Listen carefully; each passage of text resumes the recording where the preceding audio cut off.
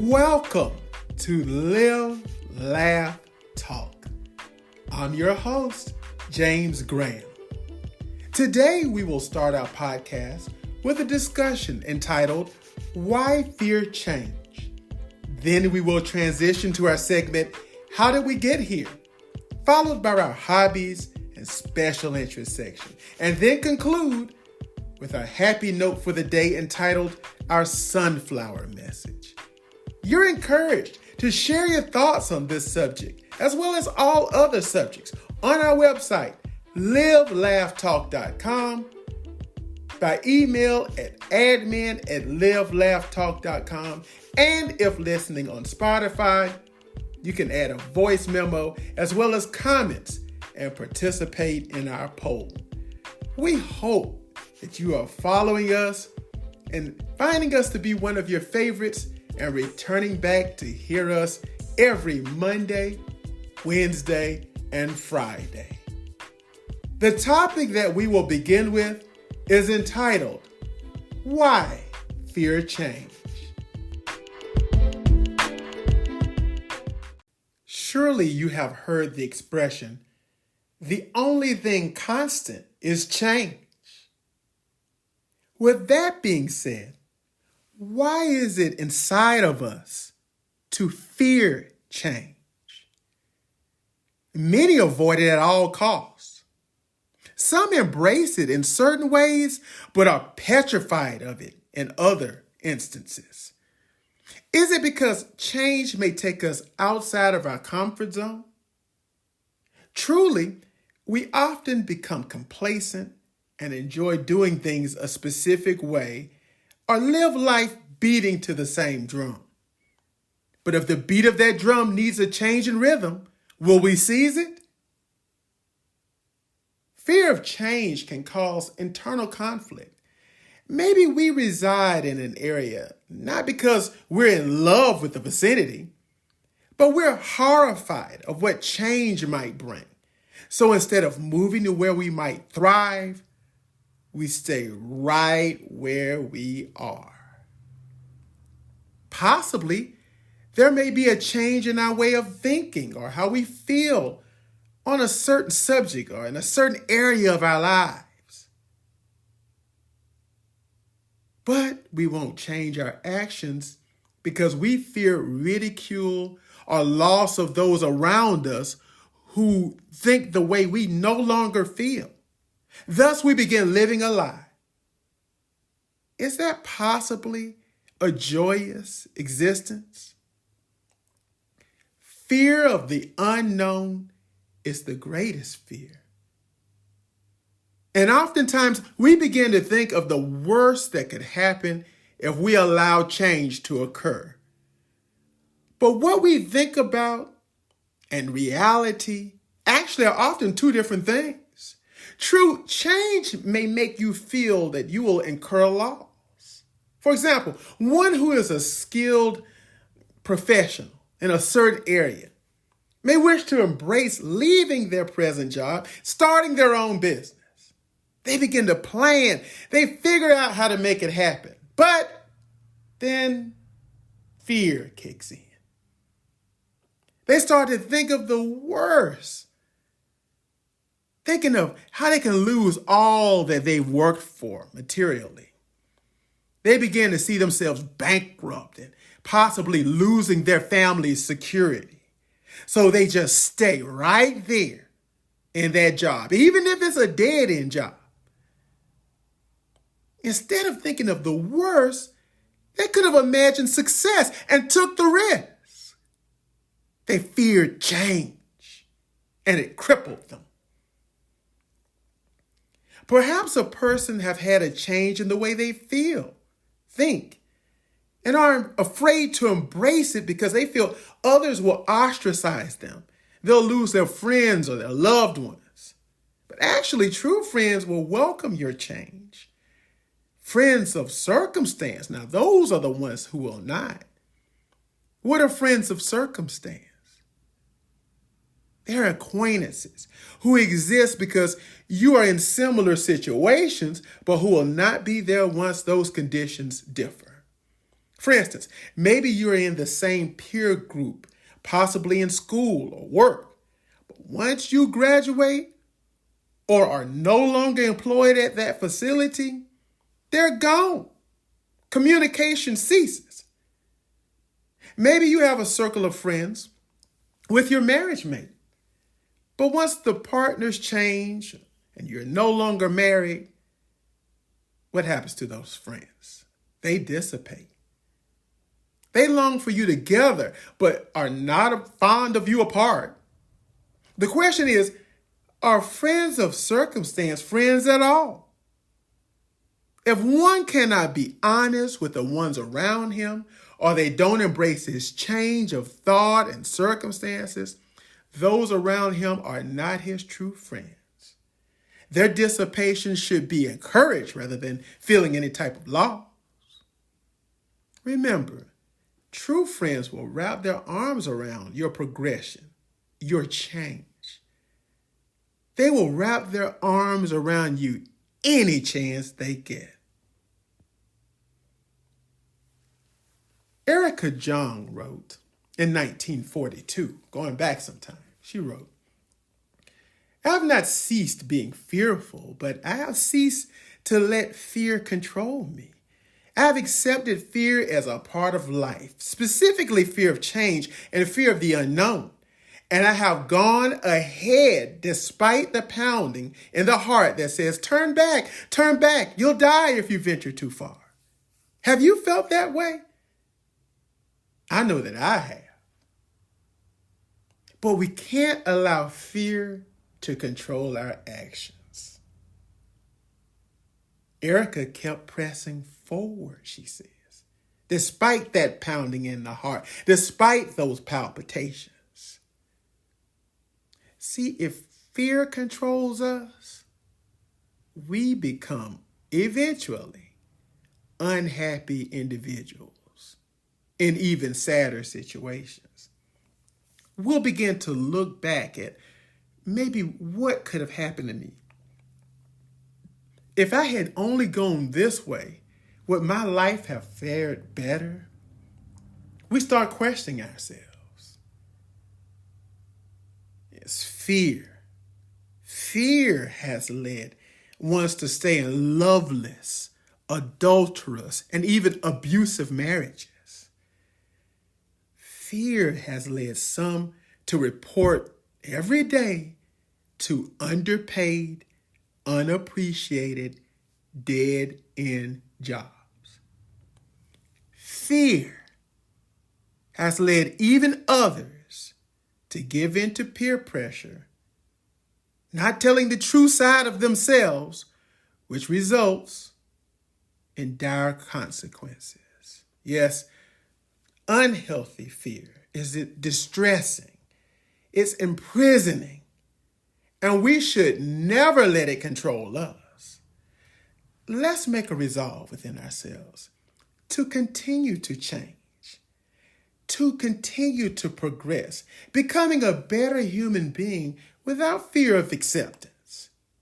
This is the only way to truly find happiness and experience internal completeness.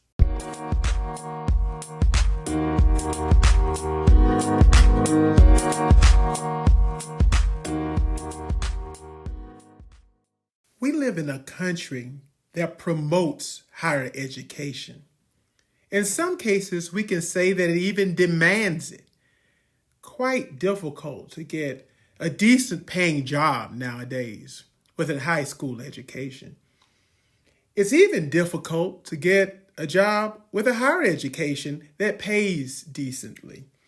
We talked about an educator in one of our podcasts earlier, and the educator in that particular state making the mid-50s, $50,000, but the state requirements are around $68,000 for just the cost of living. So, and we know that our educators have to be educated. So they went to school somewhere.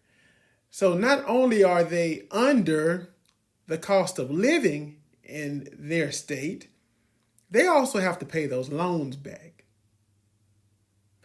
The average cost of attendance for a student living on campus at a public four-year in-state institution in the United States is $26,000 per year or $104,000 over 4 years.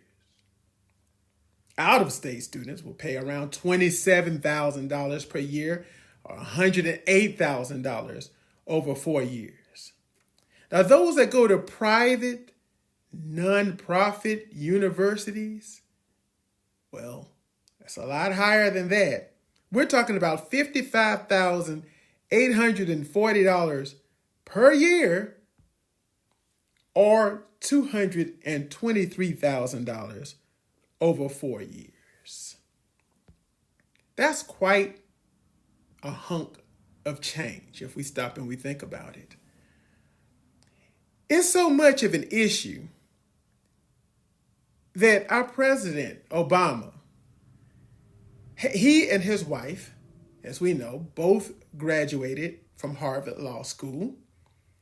And it was not until after Obama signed a $1.9 million book deal in 2004, which was the year that he was elected to the U.S. Senate, that the couple was able to pay off all of their student loans. And they were near 40 years old. It took a book deal. Now, honestly, most of us are not going to get book deals to pay off these loans. So what happens? Well, it causes financial harm for many. When we look around the world, is it the same? Surely other countries value education too. If we look at England, let's turn our face to the University of Cambridge, ranked number 9 in the world. How much does it cost for their students to go there? Annually, $11,000. $11,000 for an education at the number 9th university in the world. If we look at Scotland, the University of Glasgow, how much does it cost there? University of Glasgow ranks 86th in the world. $2,300. That's $2,300. Where does it stop there? Well, in Australia, it has 6 of the world's top 100 universities. How much does it cost? Well, the average Australian will graduate with a debt of $10,300. In Latin America, education is free for its citizens. In China, Peking University appears in the top 30 in the world. What do you think tuition is there? Anywhere close to our $26,000? It's $4,700 a year. That's $4,700 a year. Germany, free tuition at its public universities. Sweden, nearly 40 universities and colleges to choose from. Citizen in Sweden, if you were a citizen in Sweden, you would go to school free of charge. Denmark, top universities, University of Copenhagen, University of Southern Denmark. We've heard of such. And the tuition, outrageous. Absolutely free. Now, in this country, our parents, they want their children to gain an education. That's really the only way to get a job that will sustain families nowadays. They want the same for their children. But if our kids go to school and they come out with $104,000 debt plus interest, or $108,000 debt if they go out of state plus interest, or if they're smart enough to go to a private university and they come out with a $223,000 debt plus interest, they're getting off on the wrong foot. At the end of the day, how you survive in this country is decent credit. Well, if you come out of school with $250,000 debt before you even have a job, chances are you've got strikes against you. It's going to be a difficult road for you. And we don't want the difficulties for our children. But what other choice do we have? We want them to gain an education. This is one of the most powerful countries in the world. Yet, we get our children off to a horrible start by getting what they deserve, a decent education. Now, of course, the question that we have to ask ourselves is, how did we get here?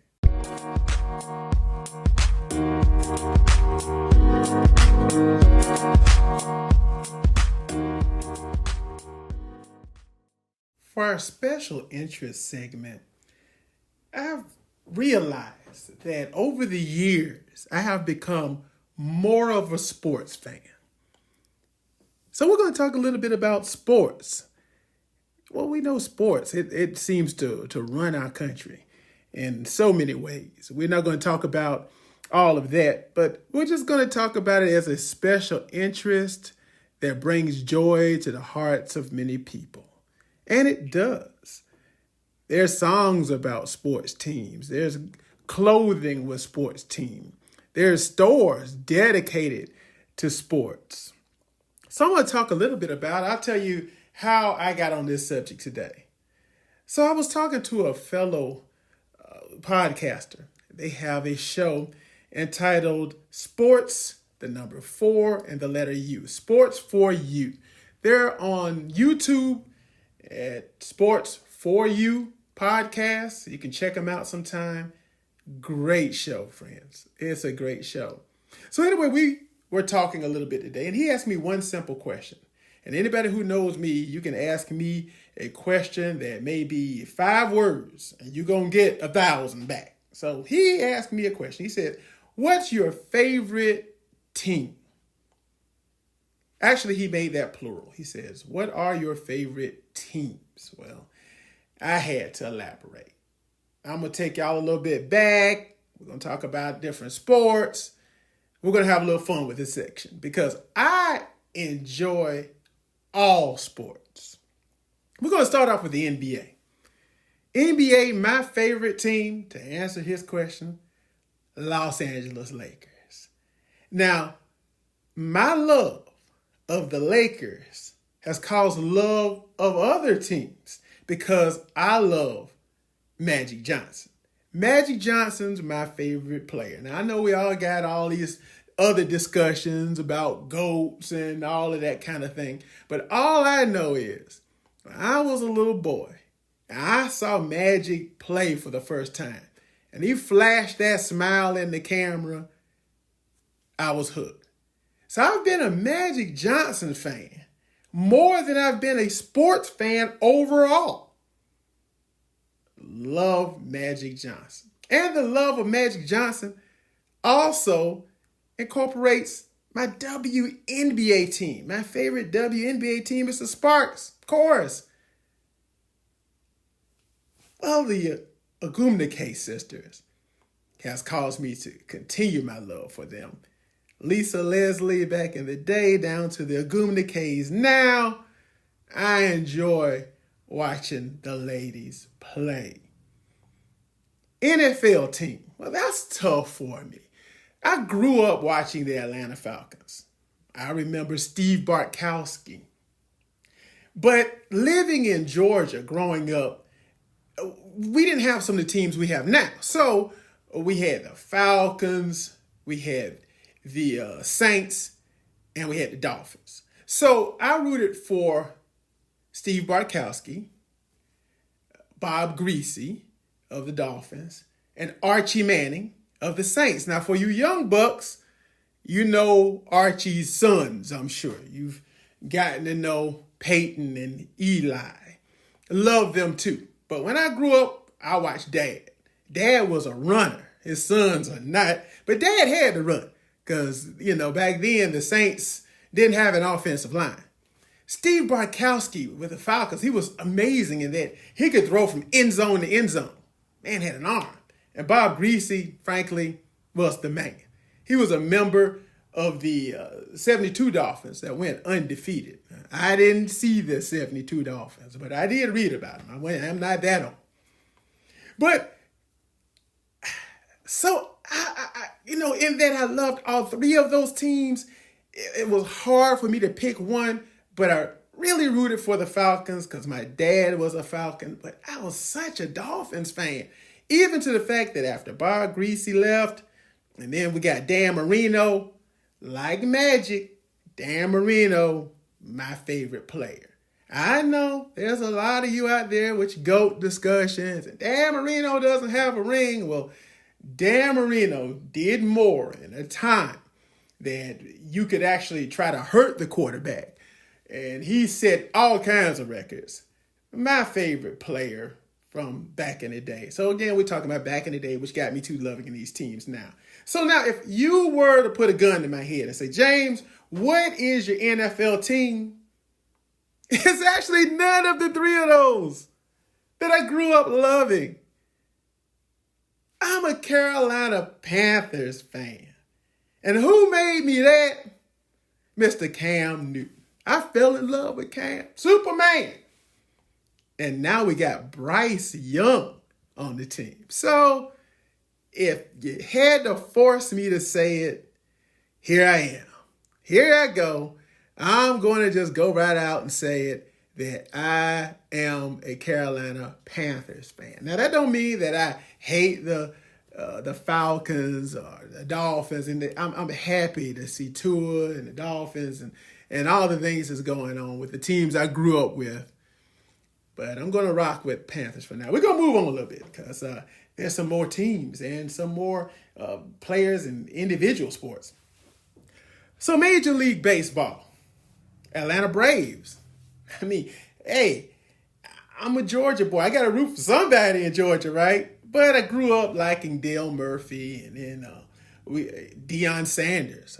Even played for my Braves. We won the World Series, with Deion around. And then, now we got some strong hitters. Still my favorite team. In hockey, Carolina Hurricanes. I mean, what can you say about a team that was called by an announcer a bunch of jerks, and they embraced it? Bunch of jerks on T-shirts all over Carolina. They embraced the name. They love it. So the Carolina Hurricanes, bunch of jerks, my hockey team. Now let's get to that college football. I know everybody they're ready. They can't wait till August get here, September. The Ohio State University. Yes, that's my team, the Buckeyes. Now, I root for the Georgia Bulldogs too, as I was born in Georgia. I went to school at OSU, but when they played each other for the first time in forever, last season, I was conflicted. And you know what I did? I just put on my red and gray that day. I didn't put on either team's jersey. I just put on red and gray, and I rooted for both.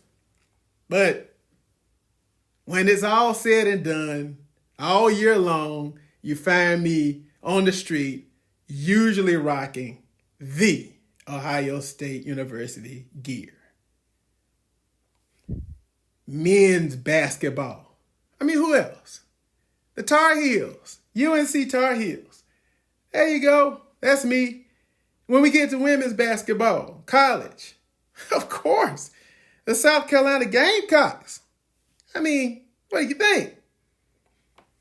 Soccer, Atlanta United. When I'm not in my The Ohio State University gear, I have on my soccer gear in the summertime. And usually you see me with the Atlanta United. But I love Major League Soccer. I'm happy to see it growing.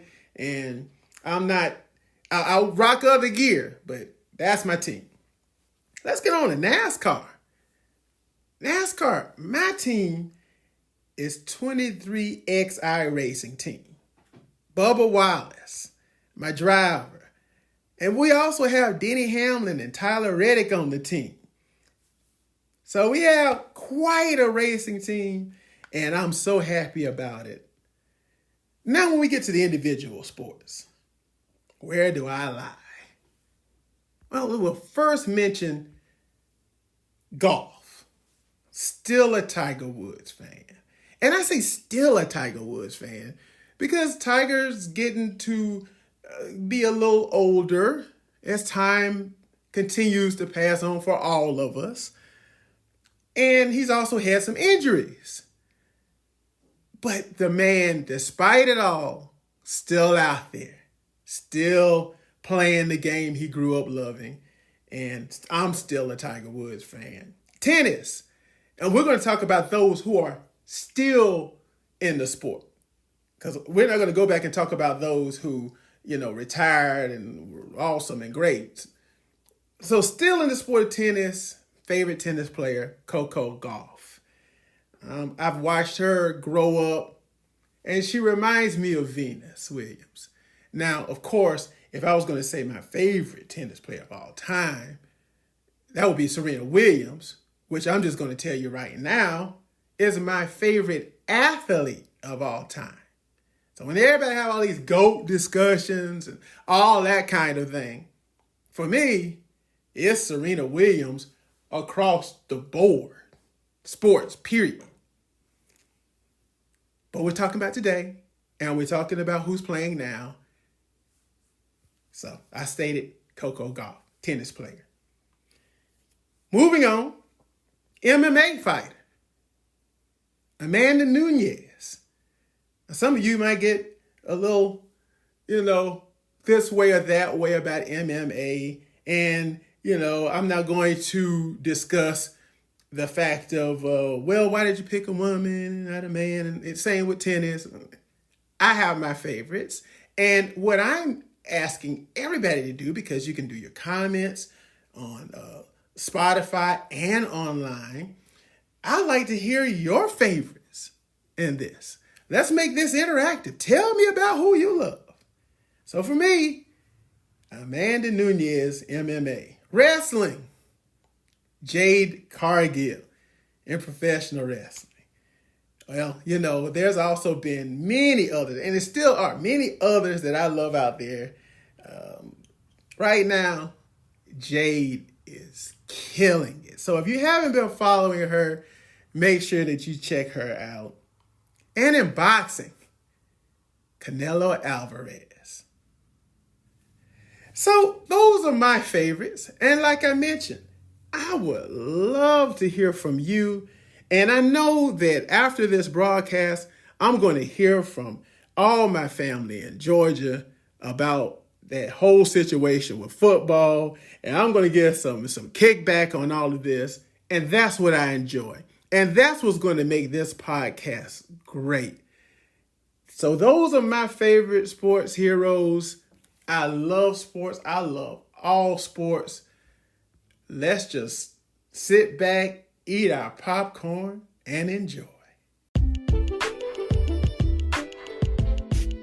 This is the part of the podcast where we take it home. We want to thank our contributors, as well as remind you to go to admin@livelaughtalk.com. That's admin@livelaughtalk.com. And tell us about your favorite sport, or mention any other topic discussed today, and we will definitely respond back. Also, you can go on to Spotify, take the poll question, as well as give a voice memo there. Don't have to write anything. But our sunflower message is a dear one to me. In 2001, I was living out of state, and my mother sent me a book. It's named To My Child. In this book, she wrote, "To my precious son, from your mother." December 27th, 2001. Inside of it, it has a beautiful poem that I would love to share with the families out there. All of us are somebody's child, or somebody's mother or father. And this poem is so beautiful. It says, "Sometimes families have to be apart." That's its title. Our wonderful family is like a candle that reflects its joy within our hearts. And it's like a fire that keeps us close and warm, no matter how long we're apart. I'd give anything to be with you more often, but at least we'll be together in ways that will always shine in our lives, and that will never stop brightening up our days. Each time I think of you, I promise to send you a kiss on the wind, and I promise I'll be counting the days until I can see you again. And trust, friends, I am counting the days until I see her again.